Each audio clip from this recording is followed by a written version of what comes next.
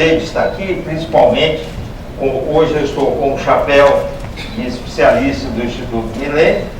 Muito prazer, então, de estar nesse ambiente com vocês. Isso que eu vou dizer está baseado num trabalho que eu fiz em maio com colegas e apresentamos aqui no Fórum Nacional, mas realmente eu tenho tido muita dificuldade de colocar esse assunto na discussão do país. As pessoas estão muito focadas no curto prazo e estão resistindo a olhar para as tendências. Por quê? Que é importante. Porque também a gente não olhar, como tudo exige tempo para ter efeito, se nós não olharmos agora, mais adiante vai ser, de certa forma, tarde, porque o horizonte vai ter de se esticar cada vez mais, porque não tem como você atacar certos problemas se não for com bastante tempo.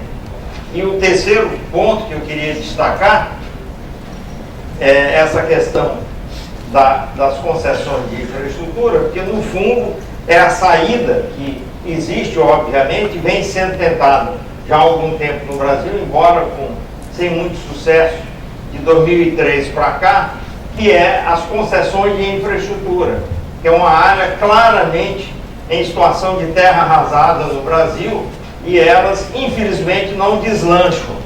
Então, eu tenho um problema nas contas públicas, o retrato para frente, o retrato é ruim, o filme, as tendências são ruins, e uma coisa óbvia de fazer não está acontecendo.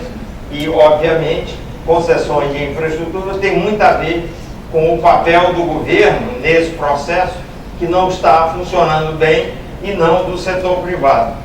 E aí é que fica o ponto a lamentar, porque enquanto não houver um convencimento de fazer do lado do governo aquilo que ele precisa fazer, seja em termos de gestão do curto prazo, que é o retrato, de reformas de longo prazo, que é o filme, ou de mudança de forma de encarar a relação entre o público e o privado, que é a questão das concessões de infraestrutura, vai ser muito difícil a economia brasileira crescer a taxas relativamente elevadas. Claro, tem outras razões, vão ser aqui discutidas, mas essas são aquelas em torno das quais eu vou jogar o foco. E para começar a falar muito rapidamente do que eu chamei a foto, eu quero destacar essa questão da foto, chamando a atenção que o superávit primário global do setor público brasileiro desabou nos últimos anos, e desabou tanto pela estatística oficial como pela estatística sem manobras. Quer dizer, não só eu, como outras pessoas que atuam nessa área, têm sido forçadas a fazer uma nova estatística diferente da do governo, retirando algumas coisas que não deveriam estar lá. Isso é o sem manobras. Então, vocês veem a situação a que ponto chegou. A estatística oficial no fechamento do ano passado da ordem de 2% do PIB, e a maioria das estimativas que existem hoje convergem para um número de 1,4% do PIB, mostrando que o resultado verdadeiro está sendo escondido por conta de manobras contábeis e outros procedimentos que estão aí. Então, isso aí é um grande problema, porque, a meu ver, desnecessariamente, esse tipo de procedimento minou a credibilidade fiscal do país, fez com que as agências de risco mudassem para pior a percepção sobre o Brasil. Há um risco muito grande de nós perdermos a classificação de investment grade, que foi duramente conquistada, e caso isso aconteça, eu espero que não aconteça, significará uma revoada de recursos do Fundo de Pensão Americana do Brasil. Tudo isso, sinceramente, sem necessidade de ter acontecido. Eu vou rapidamente falar um pouco do que está por trás daquilo, da queda do superávit. A explicação, isso é a coisa mais simples e trivial, que não tem muito como a gente fugir de concluir que de duas uma, ou a receita cresce pouco, ou a despesa pública cresce muito, ou a despesa, ambas crescem, seja o que for, mas a despesa cresce mais do que a receita, para que o superávit caia. É uma coisa bem trivial, bem elementar, e é isso de fato que tem acontecido, como não poderia deixar de ser.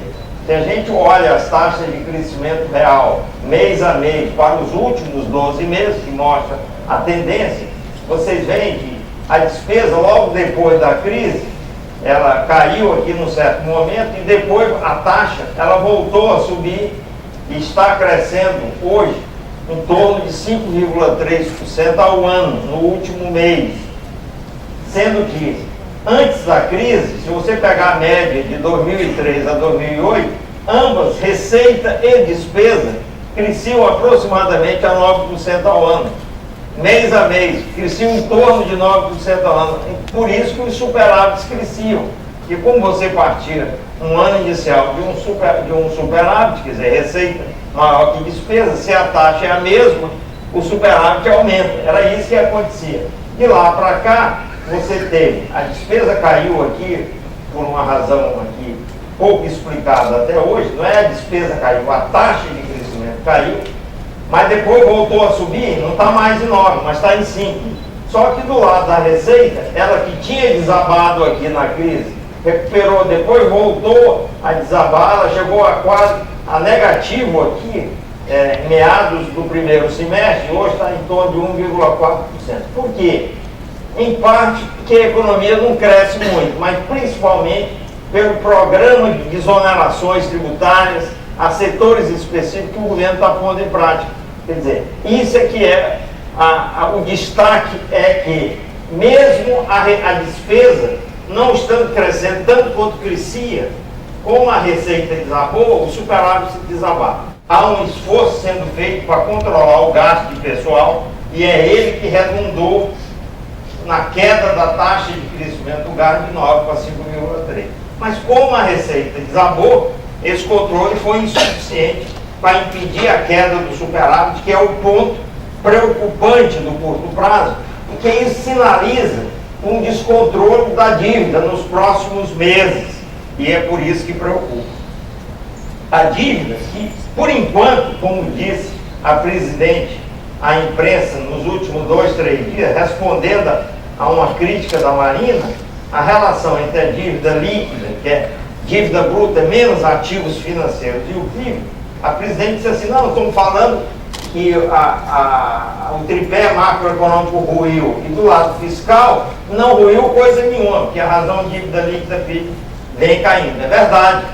Por isso que eu digo que ela não precisava, eles não precisavam ter escondido a queda, tentado esconder a queda do superávit, porque mesmo com aquela queda havia espaço para o superávit cair. Seria muito mais fácil de dizer que o governo estava bem comportado. A razão de dívida líquida caiu, é verdade. Só que, diante dessa negação de abrir o jogo e ser menos arrogante em relação aos analistas, aos mercados, etc., aos que, em última instância, financiam a dívida, por conta disso, o que acabou acontecendo? Aos poucos, as pessoas foram deixando de olhar para essa estatística e passaram a olhar apenas para a dívida bruta, a diferença entre a dívida bruta, que são essas duas linhas de cima, usando duas metodologias diferentes. A diferença é os ativos. A dívida bruta, então, passou a ser muito mais olhada do que a líquida. E se você olhar a bruta dos últimos anos, incluindo basicamente o período Dilma, vocês vão ver que ela cresceu de 53% para 59,6% do PIB, usando o conceito que o próprio governo defende usar, vamos ficar com ele. Mas aqui subiu. E subiu, e essa diferença é muito fácil de ver, como ela aumentou ao longo do tempo. Por quê? Porque o governo encontrou um novo papel, que é também alvo de crítica, por várias razões, que a gente não vai ter muito tempo para discutir, que é o papel do governo como um grande emprestador ao setor privado, mediante a emissão de títulos públicos quase limitada. De 2007 para cá, essa diferença aqui aumentou, porque o governo colocou 300 bilhões de reais no BNDES para emprestar, e muitas vezes emprestar de um jeito que não é tido como um jeito que vai ser uma coisa sustentável. Vejam casos e mais casos que aparecem na mídia de supostos campeões forem escolhidos para esses empréstimos e que agora estão enfrentando dificuldades. Então, há uma reação dos analistas do mercado a esse conjunto de coisas que, se tivesse sido feito de um outro jeito, ou se não tivesse ocorrido essa derrama de dinheiro via BNDES, talvez as críticas que há hoje e essa piora de percepção não estivesse aí. Isso é tudo que eu vou dizer sobre o curto prazo. Para falar do longo, o que eu queria dizer para vocês, não vou gastar também tempo porque não há, mas quero chamar a atenção do seguinte: o gasto da União, quase 3/4, estou falando aqui de 73,7%, é o que eu chamo a grande folha de pagamento da União. Basicamente são pagamentos a pessoas.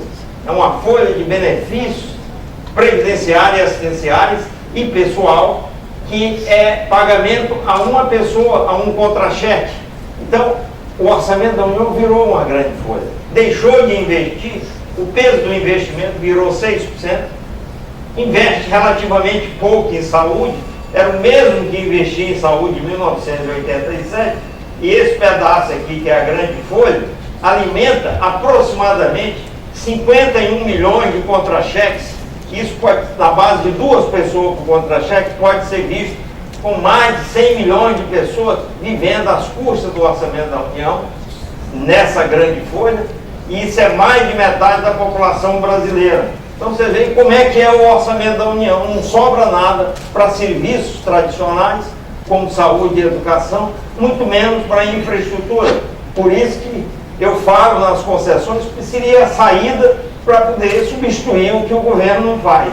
Pois bem, este é mais do que é o que me parece mais importante de eu tirar do retrato para olhar para frente. Por quê? Porque como é fácil projetar isso aqui, relativamente fácil, porque é uma folha de pagamento, é só ver as regras que gerem, que regulam esses pagamentos e fazer, aproveitar as projeções demográficas do IBGE para ver onde isso vai dar. Fazendo isso, o resultado triste que eu obtive, e aí eu estou pulando já para o que eu chamei de filme, é que o total desse gasto, que em 2012, que representa praticamente 75% do orçamento da União, era 14,1% do PIB, feita essa projeção até o ano de 2040, quer dizer, são 28 anos depois, nós há o risco de dobrar em termos de percentagem do PIB desse gasto. Esse é que é o grande drama do longo prazo. Por quê?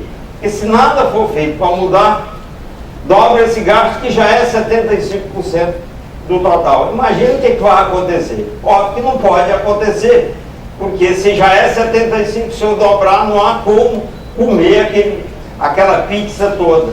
Bom, a coisa que deixa um pouco de, não é tranquilidade, mas deixa um pouco de esperança, é que se fizerem as reformas nessa área que se cogita fazer, que aparece por aí, aqui e ali, infelizmente eu não tenho tempo para detalhar isso, mas poderia, se tivesse, nós em vez de 29 podemos chegar a 15,6 do PIB, que é praticamente o mesmo valor da base. Quer dizer, só para dizer que é ruim o filme, mas tem solução, desde que se façam as reformas, e isso ninguém quer discutir. Eu encerro com esse slide, que diz basicamente o seguinte: diante das pressões que tem havido, de um ano para cá, foram feitos avanços na gestão e na postura do governo para facilitar as concessões, mas o gigante se move ainda muito lentamente. Quer dizer, o setor público é um grande elefante que, mesmo aparentemente tendo decidido mudar, tem muita dificuldade de mudar. Continua criando confusão e não consegue fazer com que o processo realmente ande.